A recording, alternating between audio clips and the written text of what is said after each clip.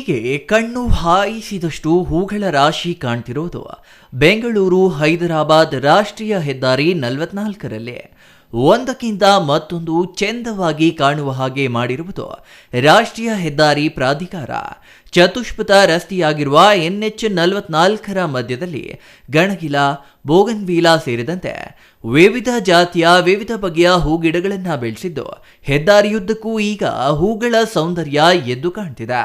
ವಾಹನಗಳಲ್ಲಿ ಸಂಚರಿಸುತ್ತಾ ಹೂಗಳ ಕಡೆಗೆ ಕಣ್ಣು ಹಾಯಿಸಿದ್ರೆ ಸಾಕು, ದಣಿದಮನ ಹಗುರಾಗುವಂತೆ ಭಾಸವಾಗುತ್ತೆ.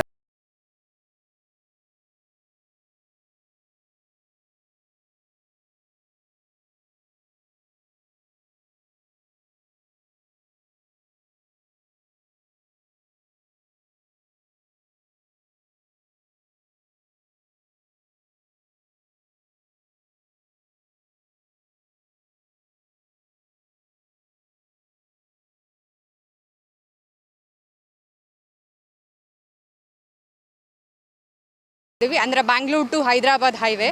ಸಾಮಾನ್ಯವಾಗಿ ಬ್ಯಾಂಗ್ಳೂರ್ ಟು ಹೈದರಾಬಾದ್ ಹೈವೇ ಅಂದರೆ ಸ್ವಲ್ಪ ಮಂತ್ರಾಲಯಕ್ಕೆ ಹೋಗೋರು ತುಂಬ ಇದೇ ರೋಡಲ್ಲಿ ಟ್ರಾವೆಲಿಂಗ್ ಮಾಡಿದ್ದಾರೆ. ಅನಂತಪುರ, ಮಂತ್ರಾಲಯ ಆ್ಯಂಡ್ ಅದರ್ವೈಸ್ ನಮ್ಮ ಚಿಕ್ಕಬಳ್ಳಾಪುರ ನೋಡೋದಾದರೆ ಈಶಾ ಇದೆ, ಇವಾಗ ನಂದಿ ಬೆಟ್ಟ ಇದೆ. ಸೊ ಅವರು ಕೂಡ ಇದೇ ರೋಡಲ್ಲಿ ಟ್ರಾವೆಲಿಂಗ್ ಮಾಡ್ತಾರೆ. ಬಟ್ ನಾವು ಇವತ್ತು ಇಲ್ಲಿ ಏನಕ್ಕೆ ನಿಂತಿದ್ದೀವಿ ಅಂತ ಹೇಳಿದ್ರೆ, ಈ ಹೈವೇ ನೋಡಿ ಮಧ್ಯ ಒಂದು ಅಂದರೆ ಎಲ್ಲ ಕಡೆ ಹೈವೇಗಳಲ್ಲೂ ಮಧ್ಯ ಸೆಂಟ್ರಲ್ ಜಾಗ ಬಿಟ್ಟು ಗಿಡಗಳನ್ನು ಹಾಕಿರ್ತಾರೆ. ಅದೇ ರೀತಿ ಈ ಹೆದ್ದಾರಿಯಲ್ಲೂ ಕೂಡ ಹಾಕಿದ್ದಾರೆ. ಬಟ್ ಎಲ್ಲ ಕಡೆ ಹೂವುಗಳಿರಲ್ಲ. ಬಟ್ ನಮ್ಮ ಚಿಕ್ಕಬಳ್ಳಾಪುರದಲ್ಲಿ ಮಳೆ ಇತ್ತೀಚೆಗೆ ತುಂಬ ಜಾಸ್ತಿ ಆಗಿರೋದ್ರಿಂದ ಸೊ ಹೂವುಗಳು ಬಿಟ್ಟಿದೆ. ನೋಡೋದಕ್ಕೆ ತುಂಬ ಸೊಗಸಾಗಿದೆ. ಅಂದರೆ ಟ್ರಾವೆಲಿಂಗ್ ಮಾಡ್ತಾ ಬೋರ್ ಅನ್ಸೋದ್ರ ಬದಲು ಸೊ ಆ ಕಡೆ ಈ ಕಡೆ ಮರ ಗಿಡಗಳನ್ನು ನೋಡ್ಕೊಳ್ತಾ ಹೋದರೆ ಅಂದರೆ ಅದರಲ್ಲಿರೋ ಹೂವುಗಳು ನೋಡೋದೇ ಒಂಥರ ಖುಷಿ. ಹೂವು ಅಂದ್ರೇ ಅದು ಖುಷಿಯ ಸಂಕೇತ ಅಂತಲೇ ಹೇಳ್ಬೋದು. ಸೊ ಇಲ್ಲಿ ಟ್ರಾವೆಲಿಂಗ್ ಮಾಡೋಕ್ಕೆ ಖುಷಿ ಅನಿಸುತ್ತೆ. ಗಿಡಗಳು ನೋಡ್ತಾ ಇದ್ದರೆ ಹೂವು ನೋಡಿದ್ರೆ ಖುಷಿ ಅನಿಸುತ್ತೆ. ಸೊ ಅದಕ್ಕೋಸ್ಕರ ನಾವು ಕೂಡ ಗಾಡಿ ನಿಲ್ಲಿಸ್ಬಿಟ್ಟು ಒಂದು ಸೆಲ್ಫಿ ತೊಗೊಳ್ಳೋಣ ಅಂತ ಅಂದ್ಕೊಂಡು ಗಾಡಿ ನಿಲ್ಲಿಸ್ಬಿಟ್ಟು ನೋಡ್ತಾ ಇದ್ದೀವಿ.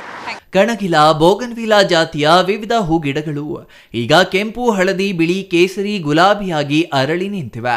ಹೆದ್ದಾರಿಯಲ್ಲಿರುವ ಹೂಗಳ ಚಿತ್ತಾರ, ಅಂದ ಚೆಂದ, ಆಕರ್ಷಣೆ ಹೆದ್ದಾರಿಯಲ್ಲಿ ಸಾಗುವ ಪ್ರಯಾಣಿಕರ ಮನಸೂರೆಗೊಂಡಿದೆ.